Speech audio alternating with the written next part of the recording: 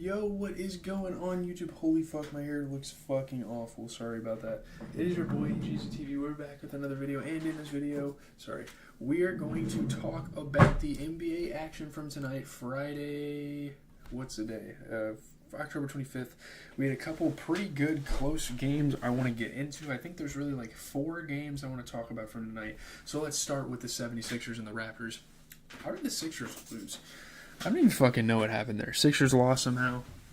You know, Scotty Barnes scores 27. Obviously a big recovery, a big kind of makeup for that shitty game he had the other night. I'm sorry if the lighting's bad right now. I don't want to like burn my fucking light right now. He scores 27. The Raptors win by 8, hand the Sixers their second straight loss to open the season. Obviously not good, but again, no Joel Embiid, no Paul George to start the year. Great scoring for Scotty Barnes. Obviously, Jakob Poeltl did a good job of kind of adding that, again, filling that role of like a traditional big man. Good stuff. 7-game lose streak, I guess, to the Sixers they had or something like that. Yeah, Scotty Barnes just did it all. And the Raptors found their opportunities. Davion Mitchell was hitting threes. Scotty Barnes was getting to the rim. Jonathan Mogbo had a nasty dunk. Chris Boucher was playing some defense. And obviously Grady Dick, with injuries to RJ Barrett, he's going out there. He's playing a bigger role for the team, and that is really fun to see. Looking at the 76ers, though, 24 points for Tyrese Maxey. Not great shooting splits, but shout out to Kelly Oubre. And honestly, I think that for what they have right now, I think the Sixers played really good tonight. Kelly Oubre had 28 points, shot 50% from 3. Obviously there are guys off the bench, such as like KJ Martin, that probably could have played a little bit better and could have did a little more and got a little more involved offensively, but there's really not a whole lot of complaints from my side for their performance. Looking at the Raptors, obviously, 27 points for Scotty Barnes. Really good kind of comeback recovery game, and that's really all they needed. Just Scotty Barnes leading a team. And, that's a guy that really needs to lead his team because he's really what they have. He's their star power on that team. So, moving on to Hornets and Hawks, and I'm going to be honest with you guys, I didn't really watch this game that much, but LaMelo Ball is starting to become, one of, if not my favorite players in the entire NBA. He is so fucking entertaining to watch. It is great basketball. Trae Young, though, scores 38 points. The Hawks overcome LaMelo Ball's 3-point barrage, 34 points. They beat the Hornets by 5. This was a really good game. And I feel like time in and time out when these teams match up, it's always a good one. So it's always a treat, something you can kind of look forward to. Yeah, obviously, insane scoring from guys like Trae Young and LaMelo Ball. And obviously, LaMelo Ball had the best 3-point shooting night of his career, but the Hawks were able to kind of put their heads together, get in that huddle, break it down, get the dub. Really fun to see. So, yeah, they win. LaMelo Ball, really good fucking game despite the loss. But obviously, Trae Young was there to kind of cash out on some threes as well. Step backs, all sorts of tough ones, catch and shoot. Trae Young is everywhere there. Lobbing up stuff from Onyeka Okongwu, utilizing all of his teammates, utilizing the strengths of the Hawks. Really fun to see. Dyson Daniels. Dyson Daniels is actually a really good addition to that squad. But kind of looking at things for the Hornets, the Hornets have potential to be a really good squad. Obviously, 27 points for Miles Bridges. Miles Bridges has continued to have some really good games over the last couple of seasons. He's really made a jump. Shout out to him. Obviously, Nick Richards, 12 points, 13 rebounds. He's starting to kind of mold himself into this traditional big man role, which is great for the Hornets. And then 34 points for LaMelo Ball while shooting 50%. Now, would you like to see more out of Cody Martin? Probably.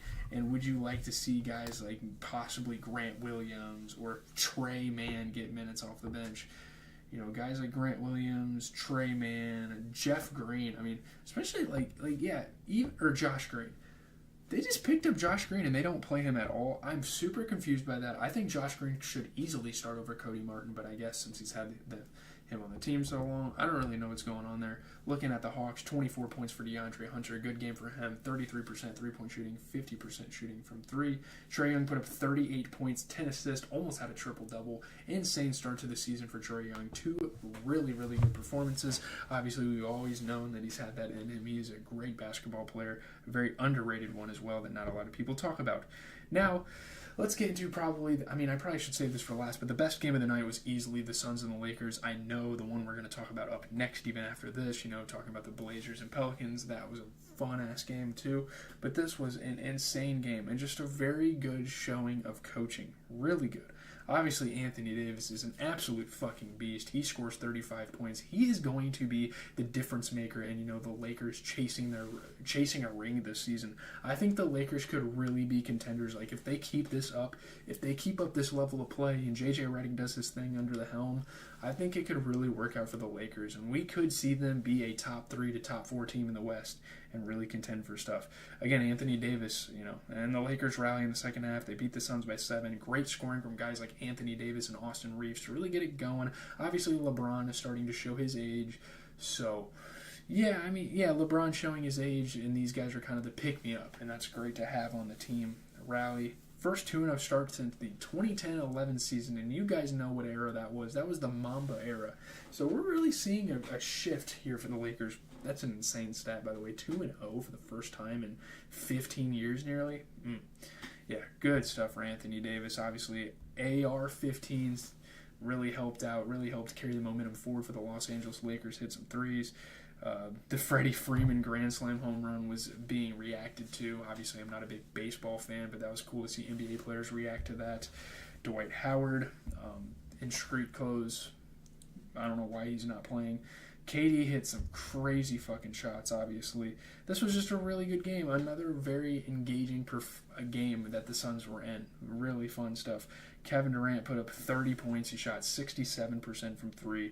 You get a 23-point performance out of Devin Booker off of 40% three-point shooting. But my God, I don't know what was going on with Jusuf Nurkic. I guess he was kind of getting into some foul trouble, but he has got to play better. And honestly, you would like to see some guys like Royce O'Neal and Mason Plumlee. When you see this guy struggling, especially Mason Plumlee, being his backup, come in the game and play more efficient minutes. And that's exactly what Mason Plumlee kind of did.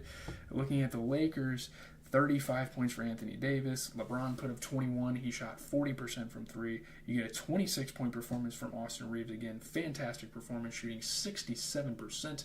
Love seeing that. Shout out to the Lakers. Obviously, I don't really like the Lakers as a Celtics fan, but it was really cool to see them kind of reach this success under a new coach, and especially because JJ Redick is just such a respectable guy, has such a crazy repertoire as a fan. Or not a fan, a member of the NBA community a long time, as a player, now as a coach. Really cool stuff. But let's get into the final game of the night. I'm just kind of running these down. Pelicans, Trailblazers.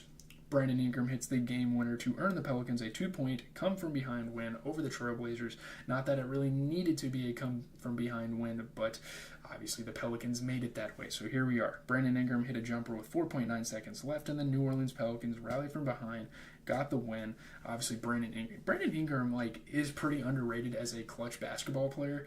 He does have that gene, nice turnaround jumper, puts the Pelicans in front. This guy's a mid-range fucking machine. He does not miss from there. Obviously, DeAndre Ayton had some putbacks. He's been a good big man for a while for the Blazers. Zion had a huge block. Obviously, Zion and Brandon Ingram really just spearheading this Pelicans team forward, and you love to see it. This is definitely a team I want to see be successful because I like players like Brandon Ingram. I like players like Zion Williamson and CJ McCollum. They have a lot of very likable players, and especially adding DeJounte Murray. Hopefully he can get back soon from his injury. But yeah, Blazers, when a fan wins a car on a full-court shot or something, half-court shot. Scoot Henderson played pretty good. I don't know. This is pretty solid stuff. Just kind of looking around. 16 points, 11 rebounds for Zion Williamson. Not the greatest shooting splits. Brandon Ingram went out and put up 21. CJ McCollum had 20. And you get Jordan Hawkins, one of the newer guys in the league. I think this is his second year. He put up 24 off the bench, off 67% shooting. And again, these are the type of, X-factor performances that not a lot of people like to talk about. But that's a really good showing for him. Kind of looking around at the Trailblazers. I mean, Jeremy Grant's going to be Jeremy Grant. Go out there and get 34 points. He's a great player, obviously. DeAndre Ayton had 10 points, 15 rebounds. Anthony Simons, not a great shooting night for him, but he still managed to have 24. What the fuck is Denny Avdia doing, bro? I have no fucking clue what he's doing. He really stunk it up. Literally, if you're seeing a guy like him have a game like this, put anyone else in the fucking game. I don't care. Put Jabari Walker in the game. Put Chris Murray in the game. Put Donovan Clingan. Hell, even put Scoot Henderson in his fucking spot. What are we doing right now? The guy played 31 minutes, made one shot through 9 attempts. He had 6 assists and 6 rebounds. He's going to do, the in-between stuff. But, god damn, that's not good. Obviously, looking at Saturday, pretty cool stuff on NBA TV. Clippers Nuggets should be a fun one. I think Heat Hornets will actually be a good game. Thunder Bulls should be a pretty fun one because Josh Giddey's kind of returning to OKC there. Looking around here a little bit more, I don't really know. I think Rockets Spurs will be an interesting game. Mavs Suns, and obviously Kings Lakers. There's a pretty solid slate of games on tomorrow. I'm not 100% sure if I can give you guys a video.